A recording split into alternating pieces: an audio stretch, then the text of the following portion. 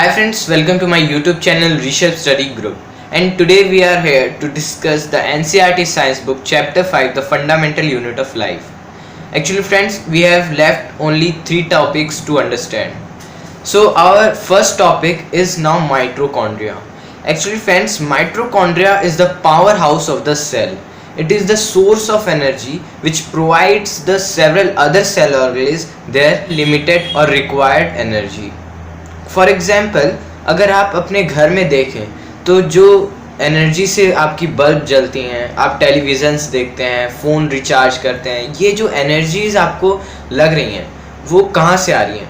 अगर आप सोचेंगे और अगर आप कहते हैं कि ट्रांसमीटर से आ रही है तो ये गलत है। ट्रांसमीटर भी एक सोर्स से ये एनर्जी ले रहा है, कोई बहुत बड़ा सोर्स जो कि ये सारी इलेक्ट्रिसिटी बना रहा है और वो इलेक्ट्रिसिटी बाकी के ट्रांसमीटर्स में जा रहे हैं. Similarly, this incident followed by the cell. Mitochondria is the source of energy, in which energy is formed in the form of ATP, which provides several other cell organelles their limited or required energy. ये जो mitochondria है ये एक house की तरह है जिसमें बहुत ज़्यादा मात्रा में एनर्जी बनती है ATP के फॉर्म में, जो कि बाकी अदर सेल ऑर्गेनेल्स को एनर्जी प्रोवाइड करवाते हैं. So friends, this is mitochondria's function. But now our next thing is to understand the structure of mitochondria. If you look it under the microscope you will notice that ribosomes are located on the surface of the mitochondria. And friends, if you have remember that I have also told you that plastids are the cell organelles in the plant cell which have their own DNA. मैंने आपसे कहा था कि plastids एक cell organelles है जो कि plant cell में होता है और उसके पास उसका खुद का DNA होता है. ये DNA होना एक बहुत बड़ी बात है. It's a big thing. Similarly, mitochondria is one of the cell organelles which also have its own DNA.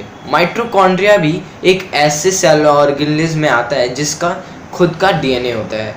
ये mitochondria animal cells plus plant cell दोनों में available होता है. Now friends, here we have covered the topic of mitochondria. Now our second topic is vacuole. Actually, vacuole are the storage sacs which are used to store some liquid or solid contents in it. For example friends, अगर आप grocery shop में जाके आप rice या pulse purchase करते हैं तो आप उतना ही नहीं परचेज करते जितना आज सुबह आपको ब्रेकफास्ट में लेना है या लंच में लेना है या डिनर में लेना है. आप उसको एक लार्ज अमाउंट ऑफ क्वांटिटी में परचेज करते हैं so that you can again use it for the next time. आप उसको अगली बार के लिए भी परचेज कर लेते हैं कि आपको बार बार आना ना पड़े. So friends, similarly plant cell absorb water and minerals in a large quantity. So the quantity which is used to get energy is just consumed and minus from the whole energy. Then the leftover energy is stored in the vacuole. Vacuoles are the storage sacs which contain the energy, which store the energy. ये जो vacuoles है इसमें proteins, amino acids, water, minerals ये सब store होते हैं जो कि बाद में अगर सेल को इन वाटर मिनरल्स की इन फ्यूचर ज़रूरत पड़े, रिक्वायर हो, तो ये वैक्यूल में से यूज़ कर सके. Tonoplast is the outer membrane of vacuole. So friends, here we have learned the vacuole. We have understand the vacuole. But friends, if you want to know the fact of vacuole, that it consumes up to 50 to 90% of the surface area in plant cell, and it is very small or either absent in animal cell. मतलब आप कह सकते हैं कि plant cell के vacuoles काफ़ी बड़े होते हैं एनिमल सेल से कंपेयर करें तो. एनिमल सेल के वैक्यूल्स बहुत छोटे और या तो एब्सेंट रहते हैं क्योंकि एनिमल सेल को वैक्यूल्स की इतनी रिक्वायरमेंट नहीं है. Now our third and last topic is cell division. So friends, have you ever noticed that in the growthing period your height is just growing up. How your height is growing up? Actually friends, new tissues and new types of cells are attached to your body which make you a long person. So friends, here you have learned that cells are required or cells are need to the body for growth. So how the cells are divided in our body? Actually friends, there are two types of divisions occurred in the living cell. They are meiosis and mitosis. Actually friends, mitosis is the process which is required when your cell is damaged or the cell required in the growing period.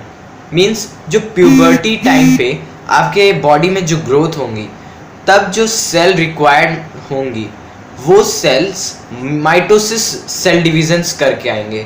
और अगर आपके body में कोई भी cut लग जाता है तो उस कट को हील करने के लिए और न्यू सेल से रिप्लेस करने के लिए जो सेल्स वापस उस जगह को हील करेंगे वो न्यू सेल्स माइटोसिस प्रोसेस से ही आएंगे. माइटोसिस एक सेल डिविजन्स है जिसमें जो सेल डॉटर सेल्स हैं वो उनके 2 कॉपीज होते हैं और ये अपने पेरेंट सेल के फुल कॉपीड वर्जन्स होते हैं. मीन्स जितने क्रोमोसोम्स इनके पेरेंट सेल के पास होंगे उतने ही क्रोमोसोम्स इनके पास होंगे. सो ये जो प्रोसेस है ये माइटोसिस प्रोसेस है. And the cell division which is required to form a whole gamete is known as meiosis. Meiosis is the cell division. Actually friends, meiosis एक ऐसा सेल डिवीज़न है जो कि आपका होल गैमेट मतलब पूरी बॉडी, आप इसको ऐसे समझ सकते हैं जैसे एक मेल गैमेट है और एक फीमेल गैमेट है. तो ये जो मेल गैमेट है इसका जो स्ट्रक्चर होगा वो एक सेल होगा और उस सेल वो जो सेल बना होगा वो मियोसिस प्रोसेस से ही बना होगा. ये जो फीमेल गैमेट है और जो मेल गैमेट है ये मियोसिस प्रोसेस से बने होंगे.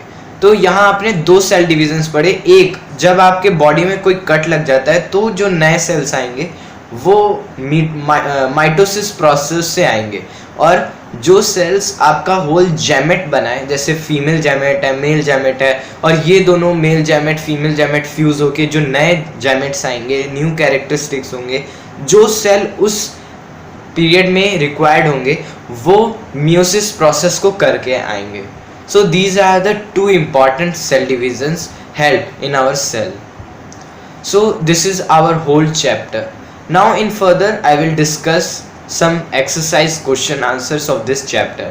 If you like this video, please comment me in my comment section, or any doubt you have remained, please suggest me in my comment box.